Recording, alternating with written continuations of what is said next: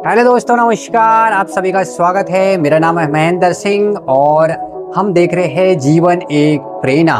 आज का जो टॉपिक है वो आज के आधारित पे है और आज है 20 अगस्त 2026 और भारत का जो इतिहास है यानी कि 140 करोड़ देशवासी जो वर्तमान में इस वक्त है उन सब का इतिहास देख लिया जाए। भारत के इतिहास में जीवन कब से शुरू हुआ था, तो सबसे पहले हमने खोजा इसको गूगल पे और बहुत सारे प्लेटफॉर्म पे खोजने के बाद पता चला कि भारत के इतिहास की बात करें तो सिंधु घाटी सभ्यता से भारत की शुरुआत मानी जाती है।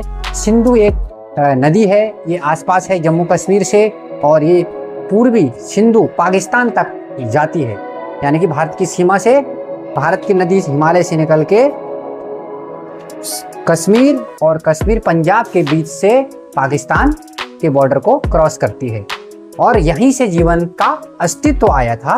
भारतीय जीवन की बात करें तो भारत का इतिहास सिंधु घाटी की सभ्यता से शुरुआत मानी जाती है। 3300 ईस्वी पूर्व में ये शुरुआत हुई थी, यानी कि सिंधु घाटी की सभ्यता पुराने समय का अतीत रहा है, यानी कि बहुत पुराना इतिहास है भारतीय का। और ये 3300 ईस्वी पूर्व जब सिंधु घाटी की सभ्यता शुरू हो रही थी तो वहाँ पे नदी किनारे जीवन बसावट हो रही थी और वहाँ साक्ष्य भी मिले थे कि पुराने मूर्ति और जो हिंदू धर्म के आस्था के अनुसार जितनी भी मूर्ति है उसके मुताबिक वो चीज़ें मिली थी। तो उसी के आधार पे वहाँ उनकी आस्था उन मूर्तियों के अनुसार वो जीवन जीते थे। तो जब इतनी पुरानी थी ये सिंधु घाटी की सभ्यता, तो वहाँ से शुरुआत कैसे हुई धर्मों का और आज पूरे देश में एक जैसा हो गया। उसी समय की बात है।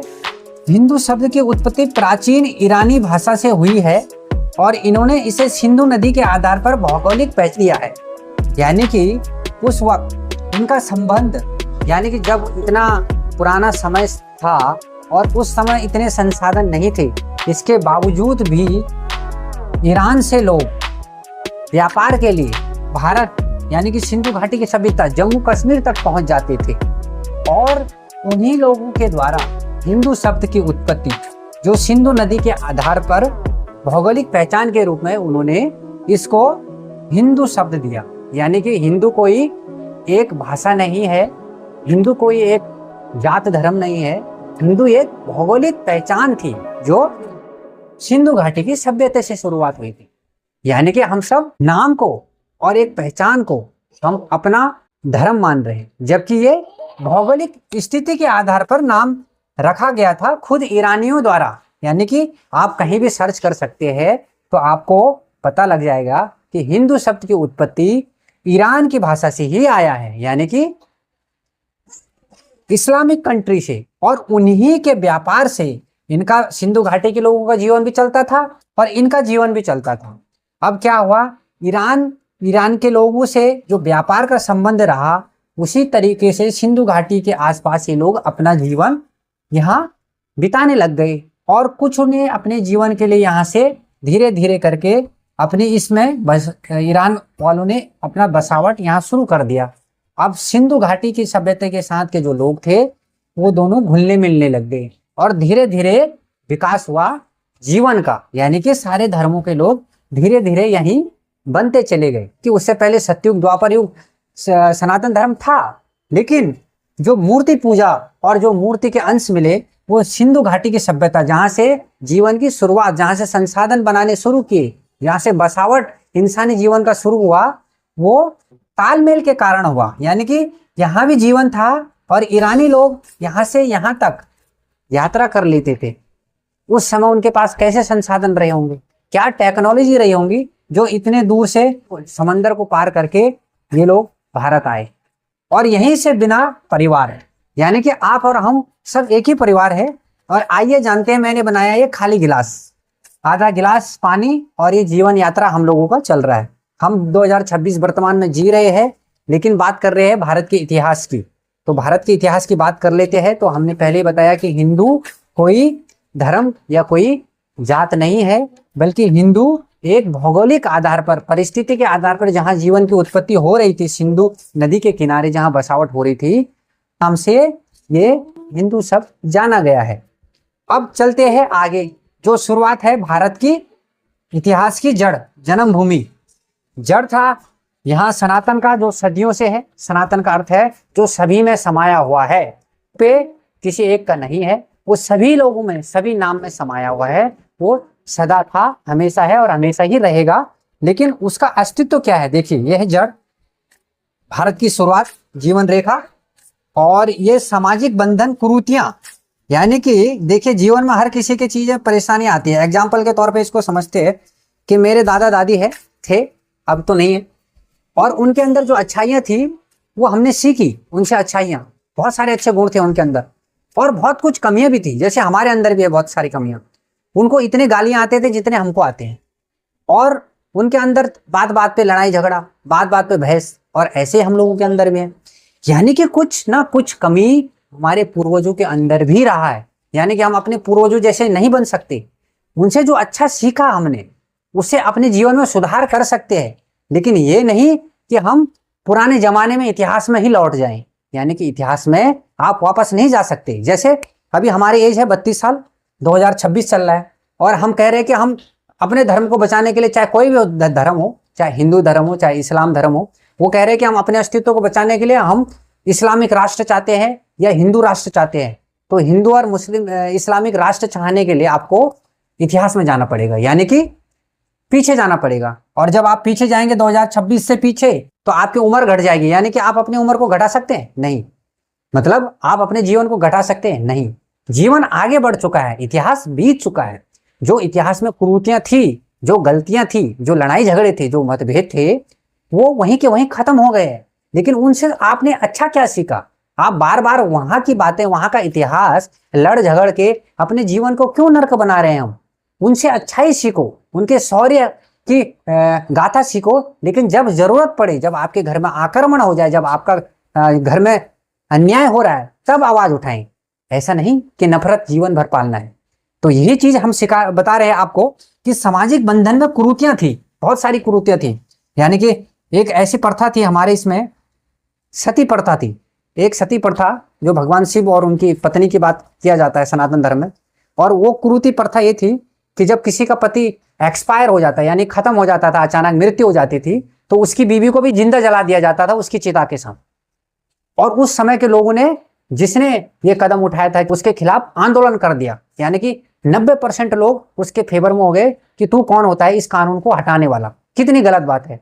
यानी कि हर किसी को जीने का अधिकार है, और ईश्वर शक्ति जो हम सब के अंदर है, यानी कि शक्ति माँ दुर्गा खुद ही हमारे अंदर है। और जो आपका हमारा शरीर है, यह है शिव।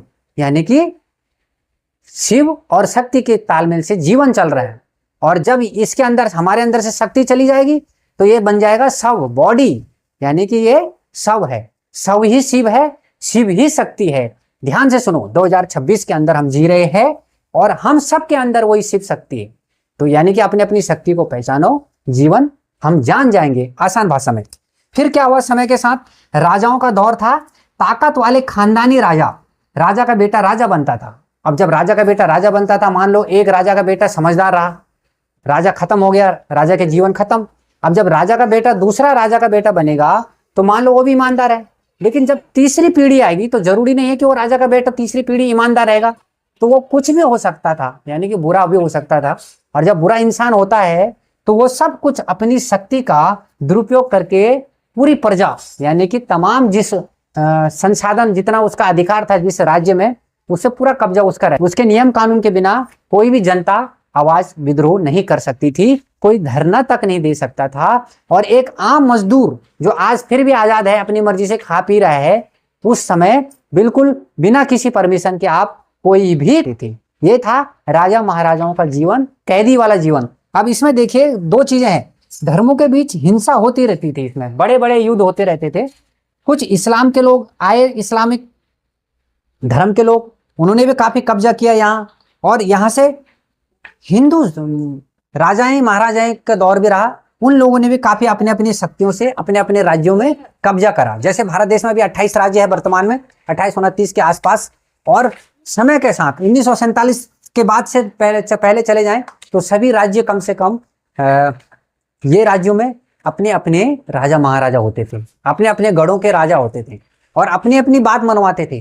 पूरा जीवन आजाद नहीं था। जैसे देश में आज आप मुंबई, कोलकाता कहीं भी घूम ले रहे हो, विदेश घूम ले रहे हो, केवल आपके पास पैसा होना चाहिए, लेकिन पहले ये आजादी नहीं थी। तो क्या हम उस इतिहास में दोबारा जाएंगे?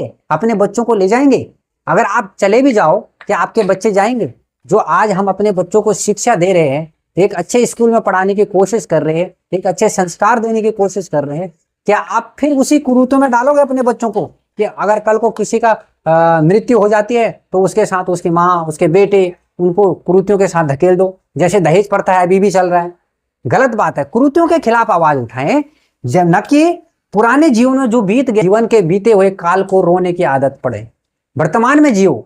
पुराने वालों ने क्या लड़ाई झगड़ा किया, क्या उससे हमारे जीवन को क्या लेना देना? हमें आगे जीवन में आगे बढ़ना है। और इसको राजाओं का दौर था, तो अंग्रेज लोग आए अब इंग्लैंड से 1947 से पहले का भारत, अब आ जाते हैं 1947 में। इन्होंने क्या किया कि इन्हें पता था कि ये राजा लोग छोटे छोटे राज्यों में बटे पड़े हैं, चाहे वो मुस्लिम धर्म के हो चाहे हिंदू धर्म के हो।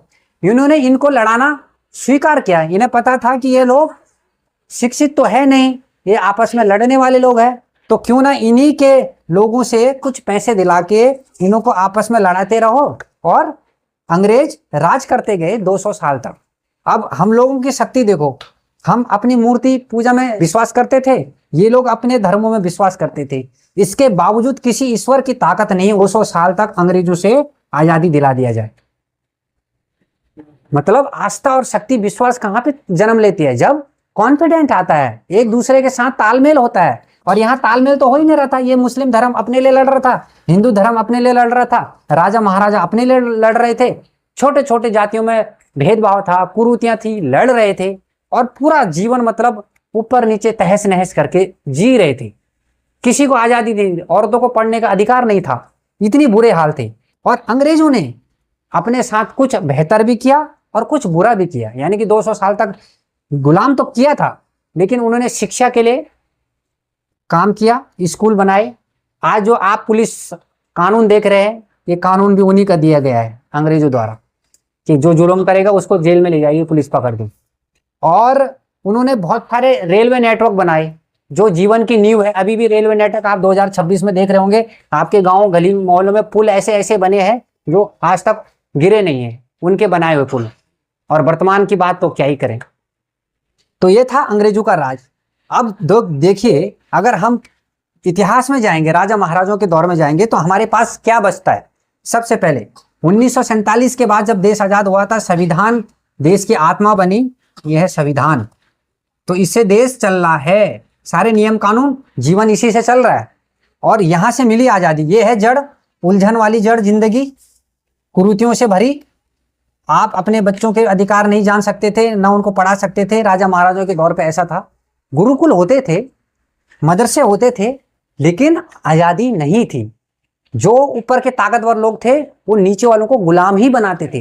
लेकिन आज एक जनता, एक आम आदमी भी ताकतवर है। अगर वो शिक्षित हो जाए तो बड़े से बड़े नेता लोग हैं, उनकी कुर्सी हिला सकता है। ये है पढ़ाई लिखाई की ताकत। और यहाँ से जब देश आजाद हुआ, संविधान का निर्माण हुआ, बाबा साहब अम्बेडकर जी ने निर्माण करा है। उन्हें स्वतंत्रता सेनानी थे, और जो भी देश को आजाद कराने में योगदान दिया, सभी लोगों का बहुत नमन, धन्यवाद उनका। और उन्हीं की वजह से ये आजादी मिली। पूरे भारतवर्ष यानी कि 140 करोड़ के आसपास हमारी जनसंख्या है, सभी को आजादी मिली। ये बहुत गर्व की बात है। और जब आजादी मिली तो आप इन सारी कुरीतियों से मुक्त हो गए। अभी एक आध कुरीतियां और है हमारे पास, नशे का, हमारे पास बेरोजगारी का, हमारे पास भ्रष्टाचार का, हमारे पास दहेज का। अगर ये चीजें खत्म होती है तो काफी हमारा देश आगे बढ़ जाएगा, ग्रोथ करेगा। हर गरीब की तनख्वाह, मैक्सिमम वेतन 2 से 4 लाख के आसपास हो सकती है, क्योंकि अगर भ्रष्टाचार खत्म हो गया तो। क्योंकि देश के पास इतना पैसा है, इतना मेहनत करके हम कमाते हैं, लेकिन सारा पैसा बजट के रूप में वो ऊपर ही ऊपर जमा हो जाता है। क्योंकि आप अपने अधिकार जानते नहीं। हम केवल विश्वास केवल किस पे करते हैं? अपने उस ईश्वर पे जो हमने देखा नहीं। असली ईश्वर आपके अंदर है, वो समाहित है, वो बोल रहा है, साक्षात शिव बोल रहा है, शक्ति आपके अंदर बुलवा रही है। जमीर को जगाइए।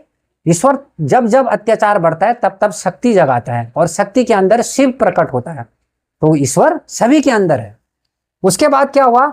अनेक कलियां निकली जीवन की।